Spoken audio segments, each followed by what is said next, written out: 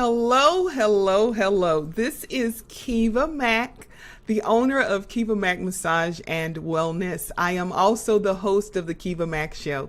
And every Sunday, around 7 o'clock, I come online to provide you with information, education, and inspiration using natural wellness techniques and modalities.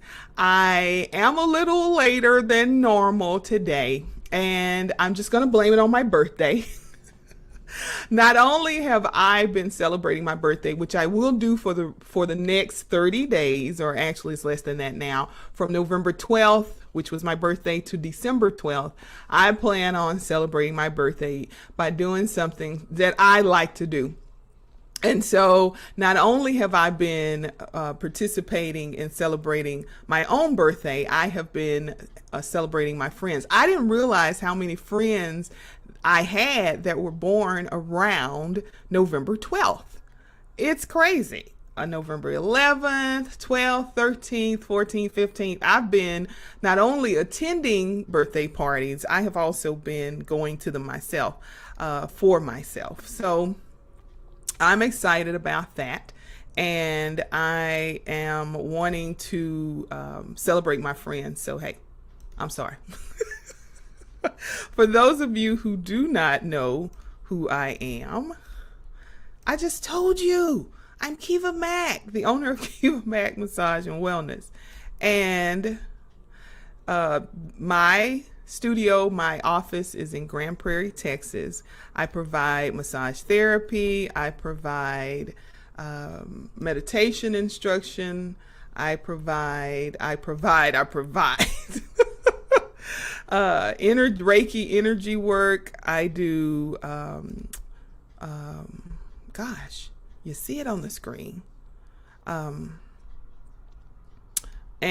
I focus on pain management. I focus on stress management. That's something that I've been involved with for a very long time. I was a yoga teacher. I started in in Greenville, Texas, back in the 90s. Taught yoga at a corporate wellness center there. I moved to Frisco, Texas, taught at a local not yoga centers, they were physical fitness centers, and at a local yoga and wellness spa. So I've been doing this a while. This is what I love doing. I left corporate America about 3 years ago to open my own business. So that is what I have been doing since then. You can follow me online at Keva Mack, at iKeva Mack. Just follow me online. That's me. I'm sorry, y'all. I've had a pretty good week, and learning some new things.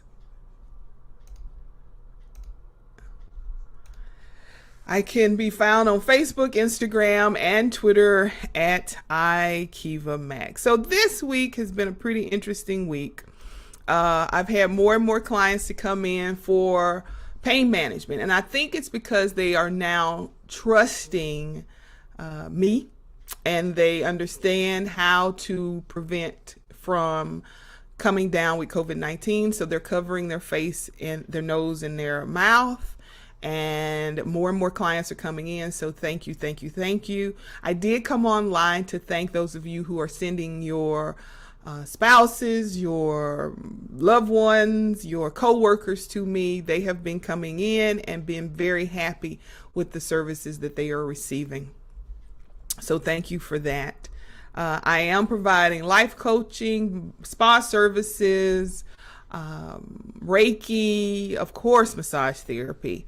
To book an appointment, you can just go to my website, and that is at kevamack.com. And I think I showed you that before, but just in case I didn't, I'm going to show you again. And you can go there, and there is an online booking tab that you can click and book an appointment there. I do have CBD massage and products available. I have bath crystals. I have ointment, muscle and joint balm. I have CBD body butter. So if you're interested in those products, the products you have to pick up in person. I don't ship those. You'll have to come into the office to see me. And those are available to you. They also are available to you as a part of a service. So you would just go to kevamack.com. There are two scheduling channels. One is for regular services. When I say regular, I mean without CBD. And then there is a channel that you would use to order a CBD service. So a therapeutic massage or an ashiatsu massage that utilizes CBD, those services are available through the website. So you would book them there. Yep, that's how you do that.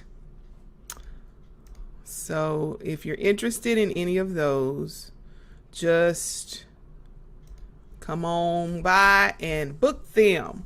So my 50th birthday didn't happen. I did not realize that this is not the year that I turned 50. So I'm still in my 40s. But I didn't realize that.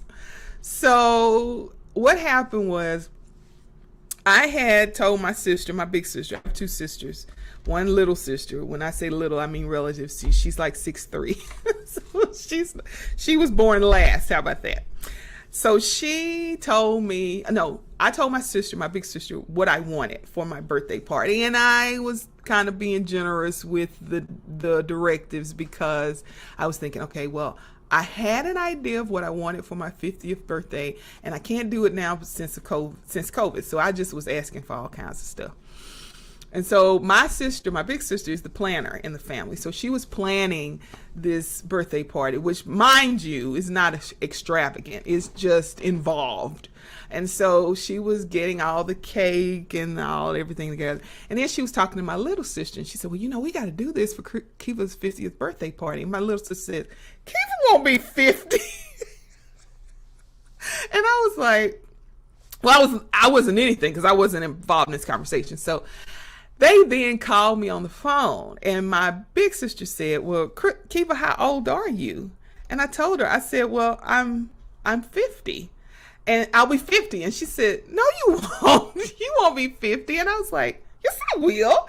And my little sister was laughing in the background. And I was like, what? Who is that? And she said, that's Hermione. Hermione is my little sister's name. And a lot of people don't understand. They're like, your sister is like 40 some years old and her name is Hermione? Yes. My mother named her Hermione after a British actress.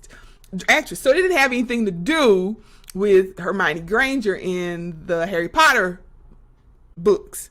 My little sister's name was Hermione years before that character even came about. And it was because of that actress. My mom really liked that name. But anyway, so Hermione is laughing in the background and I'm thinking, who is that? She said, Hermione's on the phone. Hermione says, you're not going to be 50 on your birthday. And I'm like, yes, I am. And so I brought the phone to my husband and I said, how old am I going to be? And he's like, 50? Uh-oh. So I was like, yes, I am. I'm going to be 50. And so my little sister says, well, when were you born? So let's do the math. And when she first mentioned, I was like, that's right. I won't be 50 until next year.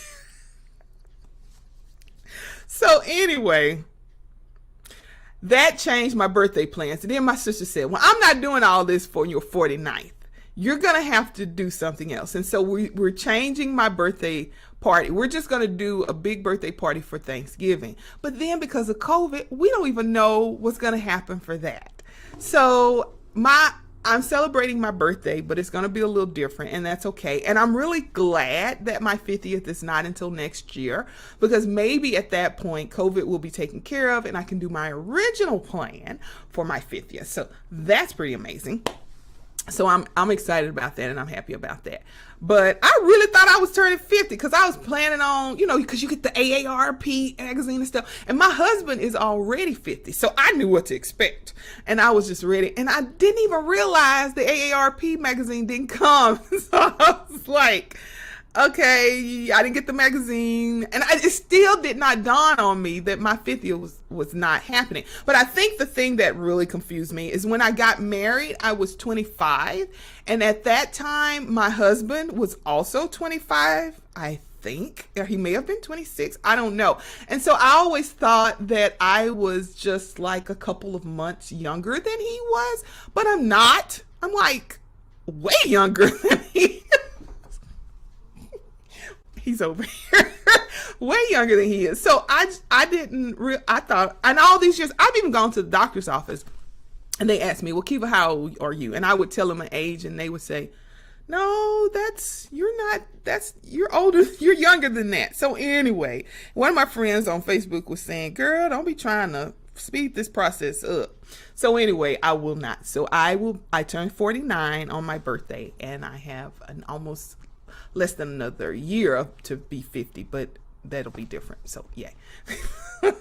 So this week has been great. I had an increase of clients to come in. Nobody is saying that they are not going to cover their nose and mouth. And that has been a blessing for me because we know that this virus is spread through droplets from nasal and oral transmission droplets. So I'm glad that they have not decided that they would not cover their mouth and their nose, because honestly, I would ask them to leave, because at that point, they are possibly infecting me, and who knows how long the virus stays in the air, which I have a HEPA filter going during the time that I'm in the office with clients.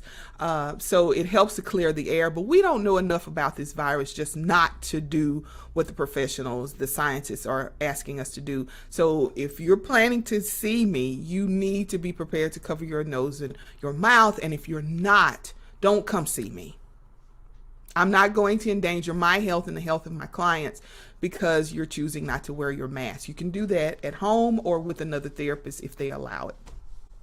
So business has been great.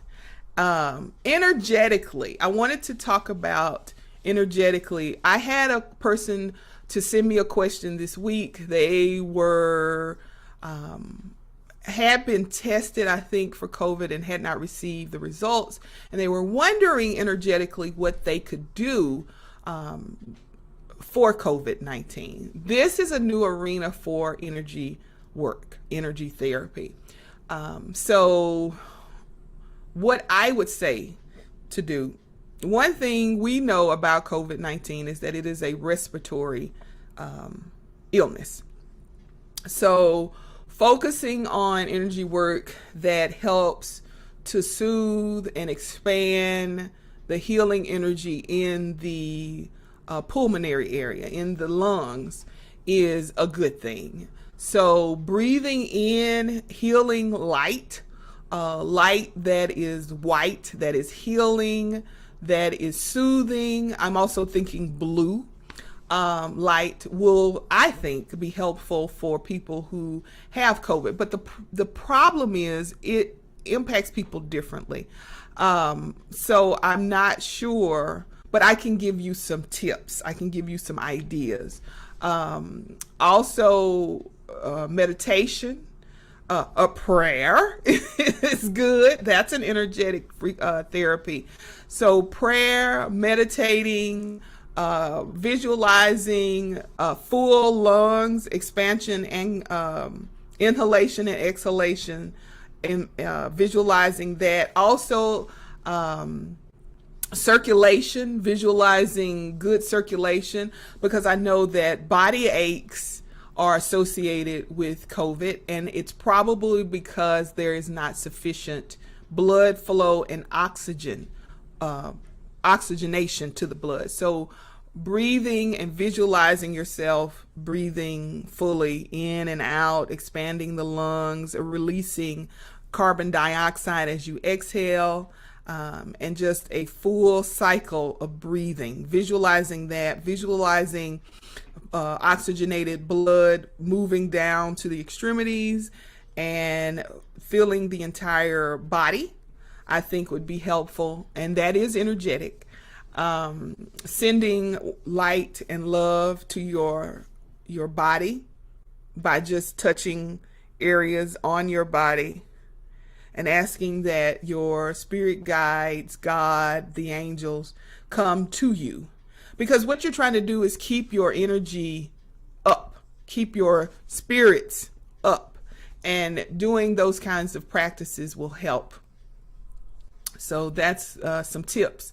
If you have any tips that you would like to share, you can definitely leave them in the comments below this video, because I thought that was a very insightful question. It's not a question that I had even considered, but I thought it made a lot of sense. So thank you for sending that question in. I also wanted to tell you about a quote that I saw recently. And I think this quote was so instrumental and it made such an impact on me because I am a tarot reader, period. There, I said it. I am not dead. It did not make me fall out on the floor dead. It's not the devil's work. The tarot is not the devil's work. It has been demonized, but it is not it's not the devil's work. But here's the quote. When you drop the idea of predicting the future, you start to experience the cards as a mirror of the psyche. That's when the tarot becomes a path to wisdom. And this quote was by a person, I cannot pronounce their name, but the name is the person who put it online on the group that I'm a part of is P. Saint, and here's the last name, Genoux. It's a French name. I have no idea of who this person is, but I thought that quote, and I'll post it online, probably I'll post it on Facebook. I'll post it on my social media so that you can look it up. But I think that that's the reason why I have been so excited about tarot. I started studying tarot in the 90s, and some people call it tarot. Some people call it tarot. Tarot. I started studying tarot years ago, and I never looked at it as a method of determining the future. I came from a spiritual system and then went on to study science of mind, which is a spiritual system that does not teach you to it teaches you that you have control over the future. Future can't, without a doubt, be predicted. Every time you learn something new, you potentially change the outcome or the future. So I always looked at the tarot as a way of, number one, determining my own thoughts or getting more insight into my own thoughts.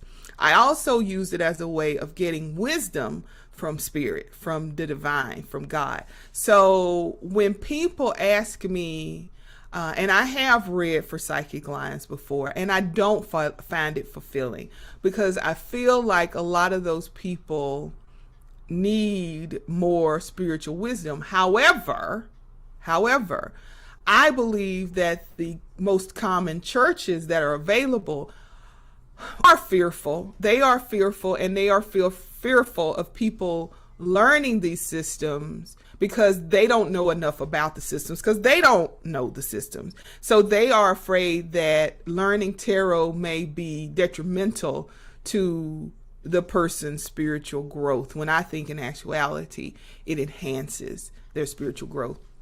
So that's one reason why I had to seek out a different type of spiritual community, a church to be involved with. I needed to be a part of a church that understood that I am looking to spirit. I'm not looking to you to do anything for me, but be a community member, a help, a support. I'm not looking to you for answers. I'm looking to God for answers. And God did not tell me I could not use these tarot cards. That's somebody else that told me that. And so I had to get out of their presence, because these tarot cards are not helping me to predict the future. I don't know what the future is. I do know some things are going to happen. We got to pay our taxes. The taxes are going to be due. The bills are going to be due, and people are going to die. I know that. Tarot cards did not tell me when my mother was going to die. They did not tell me when my father was going to die. I knew those things were going to happen, but I didn't know when they were going to happen. But what they did help me to do is to know that I am always connected to spirit, and that I always have the ability to receive insight and wisdom and strength when I need it to go through those adversities. So I don't have a problem. I'm just confused by people who are looking to the tarot for the future. I think that it offers so much more than what's going to happen next, because we don't know what's going to happen next. So I really liked that quote. So, yeah.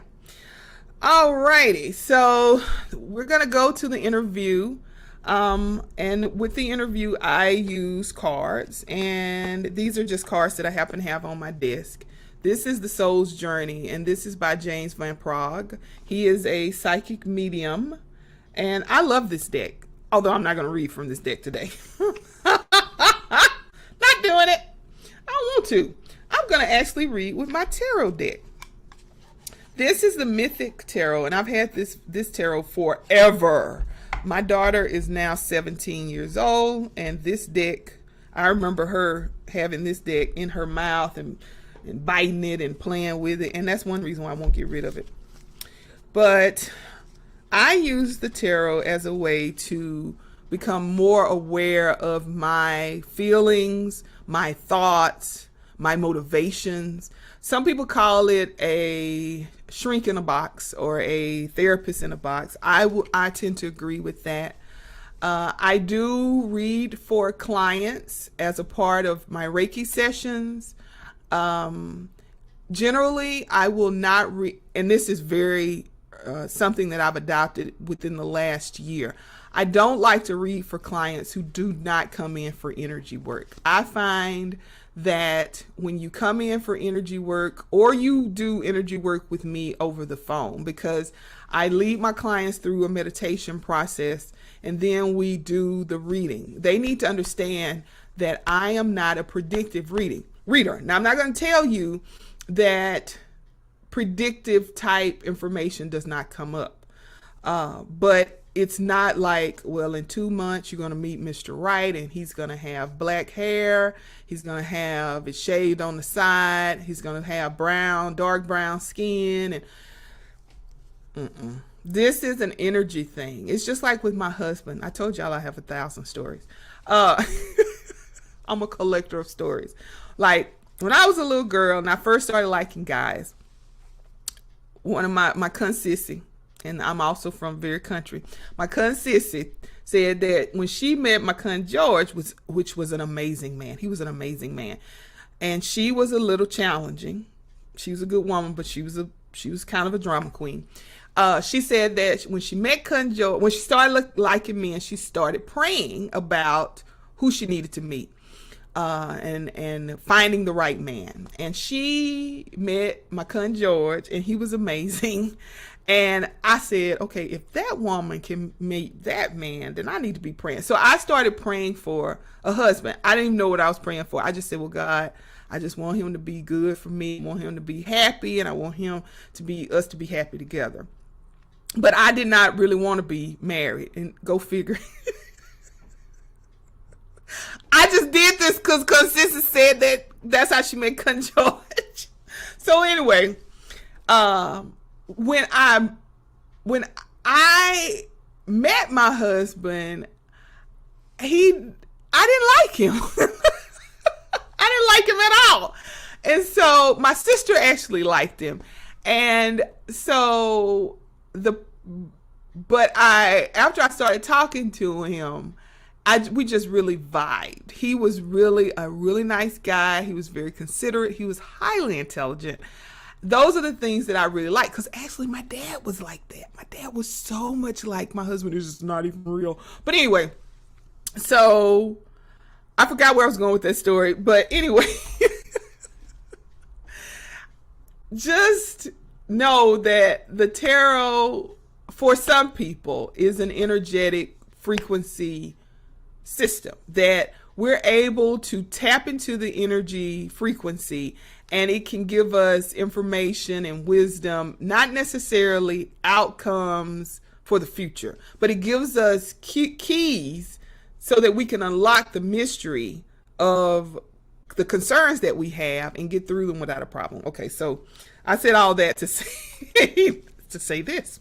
So anyway, so for the next week, I'm just praying for wisdom. I'm praying for insight. I'm praying for new ways to express love and to receive love and to be compassionate. We've had a very involved 2 weeks with the presidential elections, what's going on with the new coronavirus injections.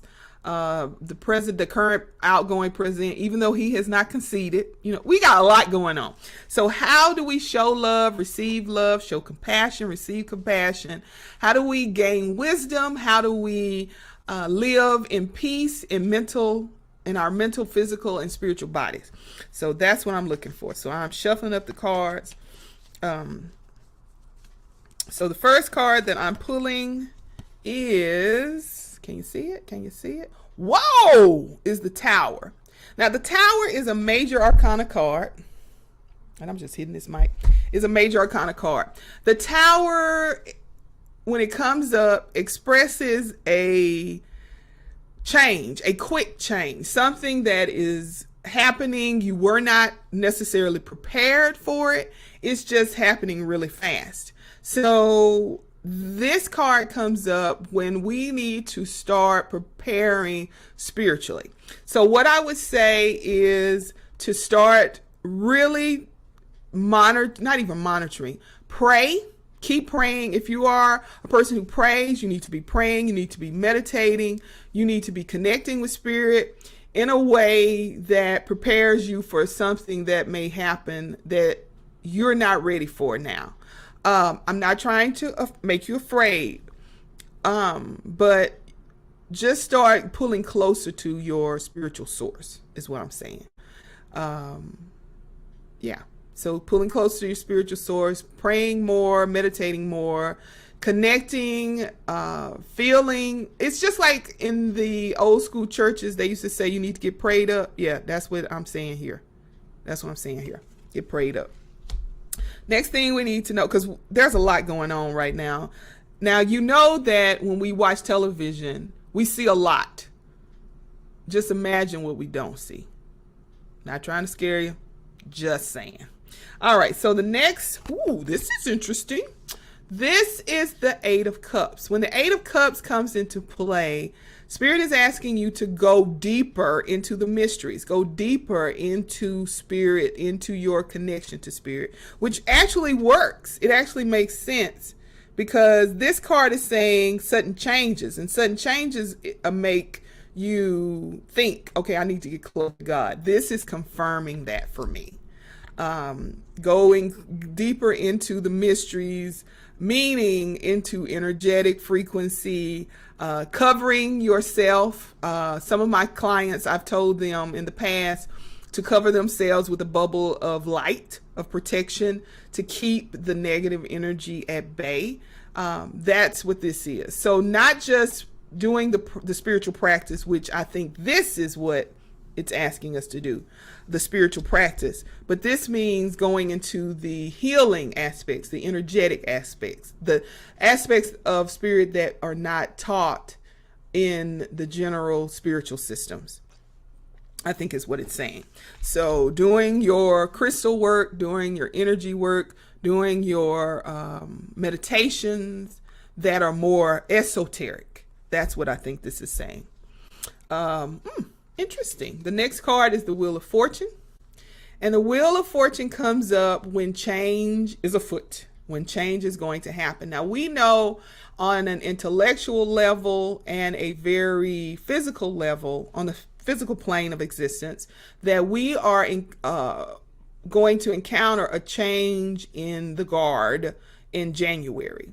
So I don't know if this is letting us know that we are going to be witnessing that, and that's coming up, and that's going to change things, or if this is saying that this is a more internal change that we need to make. I don't know. I'm not certain, but I am certain that if we are doing the spiritual practice that the tower is asking us to perform, and then we're doing the energetic practice that the Eight of Cups is asking us to perform, then I think we'll be okay. I also know that anytime a Cups card comes up, it is asking us to observe our emotions. Because this is a higher level, an Eight of Cups, I'm thinking that, and it's an even number, is asking us to be more grounded. So healing energy that grounds us, especially because the changes are coming with this. Now we know that change is happening because the wheel of fortune is happening. It's moving, it's in motion. But if we are not grounded with our emotions, which is what I think the Eight of Cups is asking us to do, this can really mess us up. So this week, focus on your spiritual practice, meaning if you read spiritual texts, then that's what you need to be doing. So you're fueling your mind, bringing back to your memory the techniques and the strategies that your ancestors have used to move forward. That's what I think the Bible is about, and other spiritual texts are. They are about teaching you how your ancestors got through the difficulties that they were facing, remembering the stories that your grandmothers, your ancestors, your elders have told you to move you through the difficult times. And then the Eight of Cups is asking us to not only to do the spiritual practices and remember the stories, but to do the energetic esoteric work that it takes in order to elevate your spiritual system. Because, folks, change is afoot. We are moving in a new cycle. On a physical level, our world is changing. When the election of our president-elect came about, we had world leaders who were congratulating us. That means that the world is seeing us on a different level. That means that we need to be grounded in our emotions. So doing more yoga, getting more energy work done, calling your local Reiki therapist. Hi, my name is Keva and I want to come in for Reiki. And yeah, you're open during COVID-19. Could you tell me a little bit about the safety precautions that you've put into place in order to keep me safe during those therapy sessions? Yeah. Okay. All right. Yeah, I'll go ahead and make my appointment. Do not go into a massage therapist's office or a Reiki therapist's office and you do not know what they're doing to keep you safe. And the easiest way to find out is just call and ask. If you call me and ask me, I'll be glad to tell you what I'm doing to keep you safe, to keep us safe, because I also have that information on my website. So that is our interview. Those are the things I think we need to do this week in order to prepare us for the future. Not predictions, just some insight, just some wisdom, just like you would get from a dear friend or a trusted confidant. So, so I will be taking appointments. Just go to KevaMack.com to get that information. And I will see you again next week. And yeah, so you stay safe, and if you want to contact me in the meanwhile, I am available 24/7 at KevaMack.com or Keva@KevaMack.com, my email address. So I'm trying to pull that up, y'all. I don't see it. Is that it? Okay, but anyway, I'm using a different system if you haven't figured that out yet. But anyway, it's Keva@KevaMack.com. So just anytime you have questions or concerns, just go ahead and email me at that email address and I can address those for you. So thank you so much. Oh, I want to tell you about let me show you my new ad. Yeah, I'm at 2306 Oak Lane, Suite 4. That's in Grand Prairie, Texas.